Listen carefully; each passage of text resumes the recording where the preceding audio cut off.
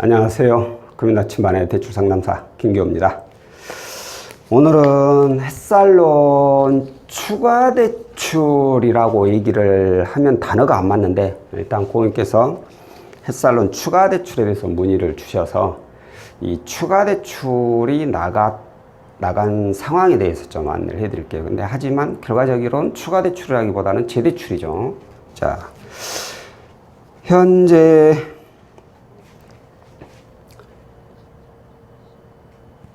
햇살론 추가대출은 어떤 분들이 신청하시는지는 알죠? 이제 햇살론을 이용하시는 분들이에요. 햇살론 이용 중. 이 얘기를 하고 넘어가야겠구나. 자, 햇살론을 이용하고 있는데 또 햇살론을 또 이용하고 싶어. 뭐 다른 대출이 안 되거나 혹은 뭐 이금융권이나 이런 데 가가지고 대출 신청을 해보니까 이렇게 높은 금리, 고금리만 가능한다고 해서 햇살론 금리가 그래도 10%도 안 되니까 딱 좋아 하면서 이걸 다시 이용할 수 없나 그런 생각으로 햇살론을 추가로 더 이용하고 싶은 분들이 있어서 그분들이 이제 문의를 주실 때는 햇살론 추가 대출이 가능하냐고 문의를 주시는데, 자, 햇살론은 일반 생계자금하고 대안자금 나눠지죠. 근데 햇살론을 잘 이용하고 있는 분들은 긴급 생계자금이라는 대출이 또 있어요. 이걸로 해서 약 500에서 300만 원 정도가 추가로 나오는데, 뭐 1년 이상 연체 없이 잘 상환한 경우에 남은 잔액에 따라서 이제 얼마나 해줄지는 정해주겠죠. 근데 제가 이걸 정확히 말씀을 못 드린 이유가 이걸 취급하고 있는 상담사가 없다라는 거죠. 금융사도 별로 없고. 그 이유는 뭐냐? 햇살론은 정부 지원 상품이죠. 정부에서 보증서를 발급해 주면서 금융사들이 판매를 해요. 자, 보증서를 왜 발급을 해주냐? 금융사에서 햇살론 대출을 해줬는데 이 고객이 연체를 하고 더 이상 못 갚아버려. 그러면 금융사에서는 이 신용보증재단이라는 곳에다가 청구를 할 수 있어요. 95%인가 90%인가 남은 잔액에. 그러면 보증재단에서 그 돈을 금융사에 줘요. 그러면 어떻게 되냐? 만약 이걸 다 못 받게 되면 100%가 연체율이잖아요. 근데 90%, 95% 받는다. 그럼 5%만 못 받는 거냐? 그럼 연체율은 5%로 확 낮춰져. 연체율 100%에서 5%로 확 낮춰지니까 이거 완전 그 금융사 햇살로 취급하는 이런 저축은행이나 이런 데서는 연체율이 5%면 그닥 높은 게 아니거든요. 특히나 뭐 모든 햇살론이 다 뭐 사고가 납니까? 아니잖아요. 간혹가다 그런 일이 있어. 그래서 해주는데 문제는 그러다 보니까 정부에서 지원하는 상품이다 보니까 금리가 그래 높질 않잖아요. 비록 이금융권에서 파는데 10%가 안 돼요. 이금융권에서 파는데 10% 안 되는 대출 상품 없어요. 아니, 있어요. 그런데 그 10% 이하에 받을 수 있는 분들은 은행에서도 충분히 나오시는 분들이죠. 한마디로 만들어만 놨지 판매가 안 되는 그런 10% 이하 상품이고, 대부분은 10% 중반 아니면 후반, 어떤 것은 20% 그렇게까지 가지고. 그러다 보니까 이자가 낮으니까 이자 비용 발생이 많이 안 생기잖아요. 이자 소득이 많이 없잖아요. 그래서 금액이 이렇게 적어버리면 이 햇살론을 다루는데 나가는 인건비라든가 재반 비용들이 이 금액 나가서 들어오는 이자 수익보다 더 많아버린다는 거예요. 지출이 더 많다는 얘기죠.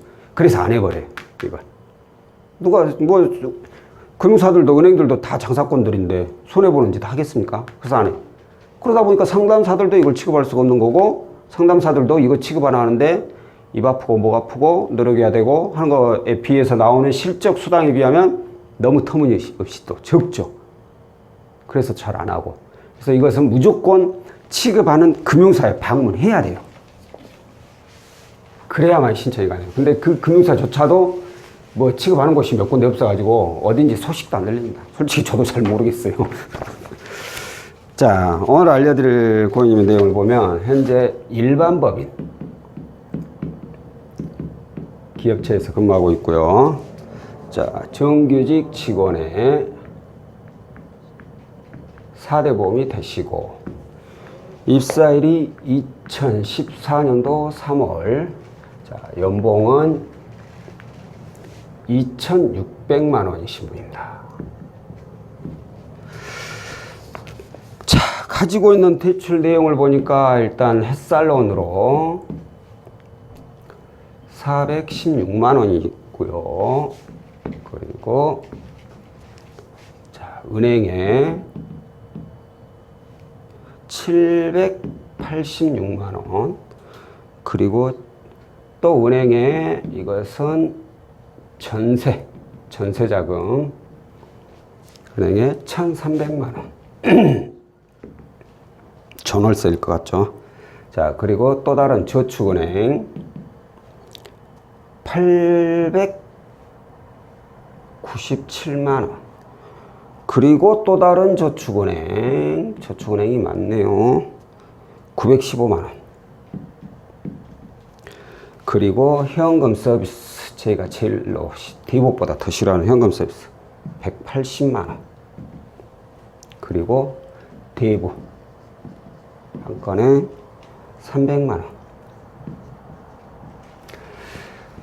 가지고 있는 총 채무를 보면 어디 보자. 1,100에 1,200에 2,100에 3,000, 3,000, 200, 3,000, 한 4, 500 되네요. 그죠? 3,400 정도 되죠? 연봉 2,600이고. 저는 이분 딱 보자마자 이분은 싹 해서 통대안을 하는 게 좋다고 했어요. 왜? 자, 전세자금 대출 있죠, 은행에.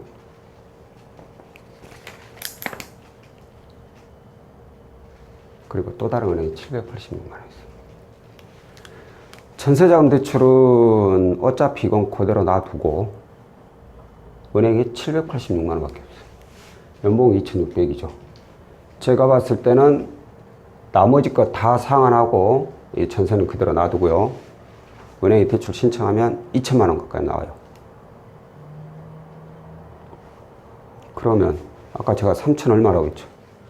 그거 받고 햇살로 2,600, 햇살로 뭐 1,100만 원 정도 재직기간 이 정도 되니까 1,100에서 1,200 나와요.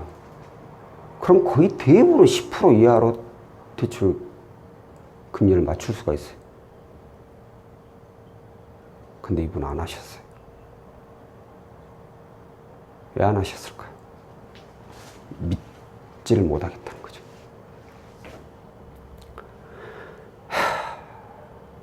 근데 그 다음이 좀 어이가 없는 일이 발생했죠. 그래요, 고객님. 그러면 어떡하죠? 햇살론 추가대출 고객님께서 원하셨는데 햇살론 추가대출이라는 상품은 원래 없습니다. 뭐 긴급생계자금 대출이라고 있긴 한데 그것은 저희 상담사들이 취급하는 것도 아니고 햇살론을 다시 이용하고 싶다면 기존에 이용 중인 이 햇살론을 먼저 다 상환을 하시고 오셔야지 다시 햇살론을 신청해서 햇살론 최소한 제가 봤을 때 재직기간이 기니까 1,100만 원까지는 나오지 않을까. 적으면 900만 원. 이 정도 나오지 않을까라고 예상을 해봅니다. 대출 내보세요. 이걸 고객님이 어떻게 상환할 것이요? 저 이거 상환할 돈 없는데요. 어떻게 해야 돼요? 방법 없죠, 그러면. 대납을 이용해야죠. 그럼 저희가 뭐 햇살로 이거 대신 상환을 해드릴게요. 이거 상환해드리고, 다시 햇살로 이거 받으면 주세요. 아, 그래요? 아니, 그래요? 그럼 그렇게 해주실 수 있어요? 아니, 통장은 대신 다 상환하고 다시 은행부터 받는다는 것은 믿을 수가 없어서 못하겠고, 햇살로는 하신대요, 그냥. 금액이 너무 적으니까 만만하게 보였을까요? 정말 저는 이걸 해주면서도 좀 찝찝했어요. 왜? 예를 들어서 1,100이 나온다 치더라도 나오면 얼마 씁니까? 한 500, 600 그 정도 쓰죠? 가지고 있는 대출을 봐보세요. 이렇게 많은데. 조금 이렇게 조금 이만큼 상환할 수 있겠네. 이만큼.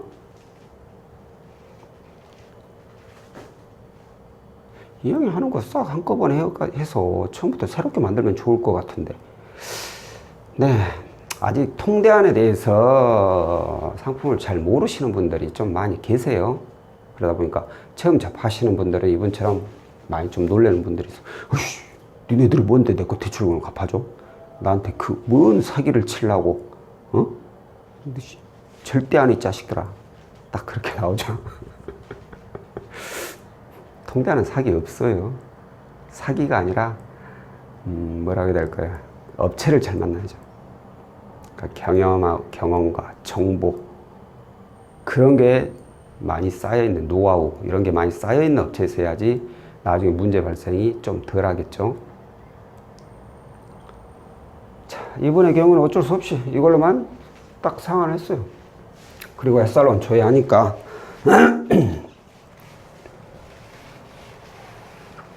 상환하고 나면 보통 이틀, 2, 3일이면 전산에 삭제가 된다. 전산 삭제되자마자 바로 신청 가능해요. 그리고 햇살론 다시 조회를 하니까 1,100만 원이 가능하다고 나왔어요.